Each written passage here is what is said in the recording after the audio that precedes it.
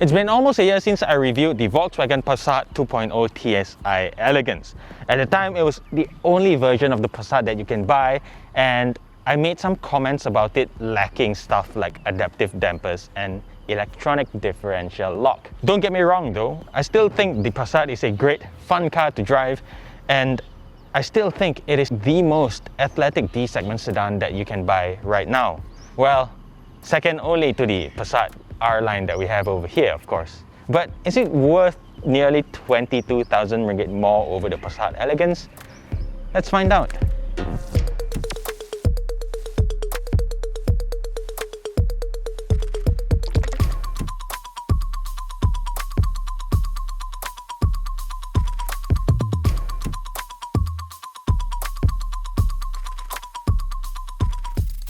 Before that, let's take a tour around this R-Line variant to see what differences it has over the Passat Elegance. On the outside, it gets the full R-Line kit that includes a new front bumper with gloss black inserts, new side skirts, new rear bumper, and a strip of chrome that goes all around the lower section of the car. There are also R-Line badges here on the front grille as well as on the front fenders, and if you look around the car, well, you'll find that it sits on very nice 19-inch multi-spoke Verona alloy wheels, and I honestly think that it suits the car despite it being in silver. The tires, well, they are Pirelli Cinturato P7 units, and I'll get to that later. And lastly, if you look at the bottom, you'll find that the exhaust pipes are still hidden like before, but at least this time the fake exhaust ports here, it has like chrome inserts so it doesn't look so boring. Other than that, the full LED headlights and taillights are the same as before, and they both feature sequential turn indicators, so I like that fanciness. Another thing I want to point out is the fact that this guy comes with a full-sized spare tire, which is quite an upgrade over the 18-inch set, the Passat Elegance with the Space Saver tire. And since I'm already here, might as well talk about boot space, which is 586 liters, so that is unchanged from before, except this guy comes with this Helix soundbar thing, or a subwoofer that sits right at the edge of the boot, so that eats up into your boot space a little bit. So if I were you, I'll just buy a low profile under seat type and call it a day. Yeah, otherwise still a pretty spacious boot here.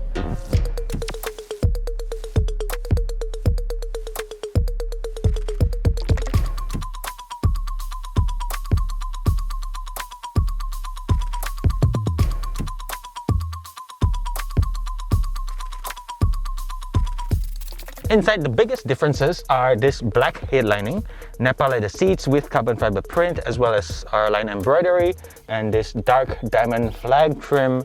If you think all these look familiar, it's also because you've probably seen it in the Arteon R-Line.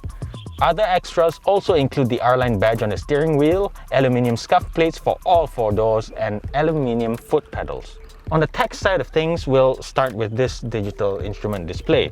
This is an 11.7-inch display, and I think it is still the best in terms of resolution, graphical design, and, well, legibility. There's a wide degree of customizability also, and I've got to say this execution here is a country mile better than the competition. It's just, the others don't even come close. In the middle here is a 9.2-inch Discover Pro infotainment system, so this is the top of the line stuff, and you're not gonna find a better head unit than this. Now, what I absolutely love about it is the fact that it supports wireless Apple CarPlay and Android Auto, so it's probably the only car in its segment to offer this level of technology. It works 100% of the time, so it's like within 10 seconds of starting the car, your phone is already paired. It's just very seamless is how I would put it. There's also built-in Wi-Fi hotspot functionality here, so you know, because it's wireless, you can share all your charging ports with your friend, and now you can also share your Wi-Fi data. So it's like a very nice, thoughtful thing to have, especially in this era. And speaking of the charging ports, it's actually all USB Type-C. So you've got one here, another one in here, plus another one in this weird flap over in the back. So this is also the only car to offer all Type-C charging ports. So I think, yeah, very fitting for this era actually. Overall, I think the Hyundai Sonata still holds the title for the best interior design here, but that's also because of the whole two-tone look. I think that helps a lot. But in terms of technology and just the sheer integration of it, the Passat is simply unbeatable. It's incredible. There is, however, a slight delay or latency when it comes to audio playback. Like, if you play a video on YouTube or if you stream stuff like Netflix or any other movies, you're gonna notice a 1 to 2 second delay when it comes to the audio. There's gonna be a bit of latency, and if you're gonna play any form of videos, like when you're on a long drive, it's not going to be the most pleasant experience. But if all you do is listen to podcasts or any other audio streaming services like Spotify, or play some songs off YouTube, then it's not going to be a concern for you. I found out that maybe the Bluetooth chip is not version 4.2, maybe older, so hence the latency issue. Funny thing is, the Hyundai Sonata doesn't have this problem at all, and neither does my 10-year-old Kia Forte. So what does that say about this car? Other bonuses I must mention are things like full LED cabin lighting, LED ambient lighting with a choice of up to 30 colors, a ski hatch in case you want to transport longer items, manual sun blinds for both rear passenger doors, and a powered sun blind for the rear windscreen. For those wondering, the Helix subwoofer that you saw earlier that's in the boot, it does provide a slightly richer, like a full sounding bass profile, but beyond that, well, maybe there's a little bit more oomph in the mids, but I think you can still do without it. You can just get a low profile unit and just have it put under the seat if you really want better audio quality. But yeah, I can make do without it. Oh, there is also a seat belt reminder for all 3 seats at the back, which is something that is not available in the Passat Elegance. Now, speaking of the rear seats, it's actually identical to the Passat Elegance in that you've got a lot of headroom and lots of leg room to move around comfortably. And if I were to rate this back seat against its rivals, I would easily put it in the top 3, maybe just behind the Camry and the Accord. It's really that good.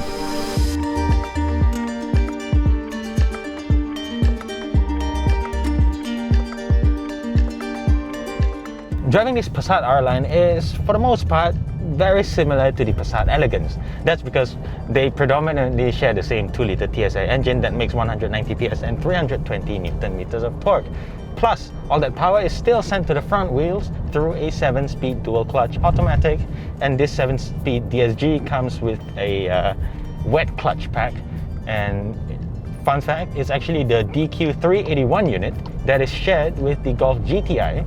And that means this guy is also capable of being equipped with XDS electronic differential lock.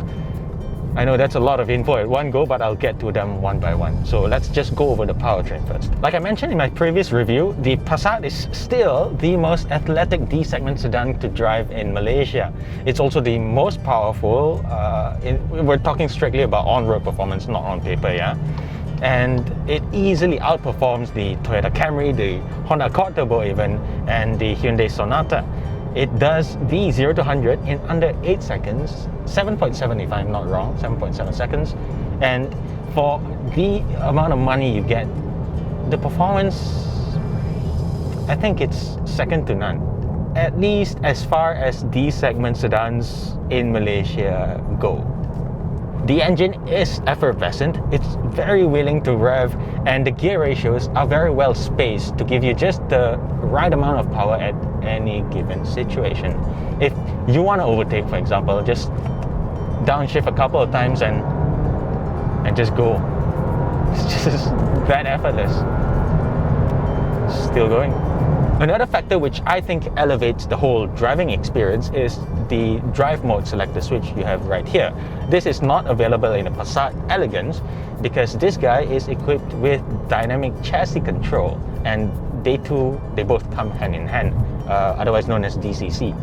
Now, DCC also comes with adaptive dampers, which means the 5 presets which are Eco, Normal, Comfort, Sport, and Individual will give you varying levels of thresholds when it comes to, well, damping and powertrain or power delivery.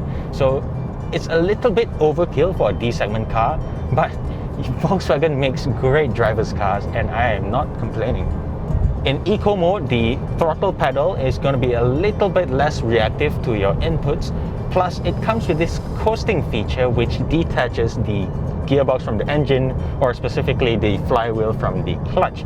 And this function is actually not available in the Passat Elegance. So if you're doing a lot of highway driving, this coasting function is going to help you save a little bit more fuel.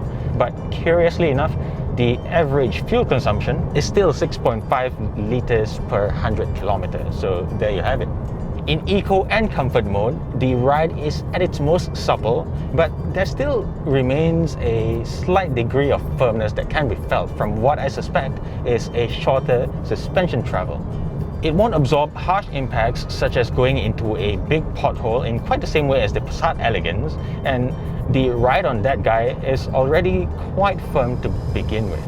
This feels slightly more rigid, but if you're in comfort mode and you're doing just regular town driving, the ride does feel a little bit more supple than the Passat Elegance. So that's the flexibility that the DCC offers you. Anyway, if you're in a pinch or if you want to have a little bit more fun driving up Genting, for example, there is the sport mode.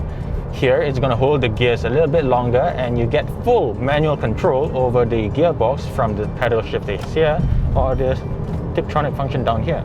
Now, the Japanese and Korean D-segment sedans are not going to stand a chance when you put them head-to-head in a performance test like this. And it's actually incredible how much performance you get for a 200,000 ringgit-ish D-segment sedan. Unlike the Passat Elegance, which comes with Continental MC5 tires, this guy gets Pirelli Cinturato P7 tires. They're both equally loud when you're driving on the roads like this. Maybe this guy is a little bit quieter, but you do lose some of that absorbency that the tires provide. So the ride is a little bit more firm, as I alluded to earlier. And because the wheels are slightly bigger, 19-inch wheels, you're going to find that the turning radius is slightly larger. So just be mindful of that when you're making tight U-turns in the city or in some kampong areas actually. Otherwise, grip levels are great in the dry. I haven't really driven much in the wet, and I still dare not go out a lot because, you know, the pandemic era and all that. But because of the XDS electronic diff lock system, it affords you a higher level of threshold, especially when you're carrying more speeds or excess speeds into the corners, for example. This technology was actually developed for the Golf GTI, so it's great to see that the Passat also benefits from some of that body neutrality characteristics in the corners. In terms of safety, nothing has changed here. They didn't make any form of upgrades whatsoever, so you only get like side assist and rear cross traffic alert, and maybe the occasional bonus that is blind spot monitoring and tire pressure monitoring. But beyond that, there's no like lane centering assist, no adaptive cruise control, and not even autonomous emergency braking. I think the Volkswagen Group should really start paying attention to our market demands, because if cars like the Perodua Brezza and Perodua Myvi get features like AEB, there is no reason cars like this that cost 200,000 ringgit should not have them. It's probably a basic right at this point.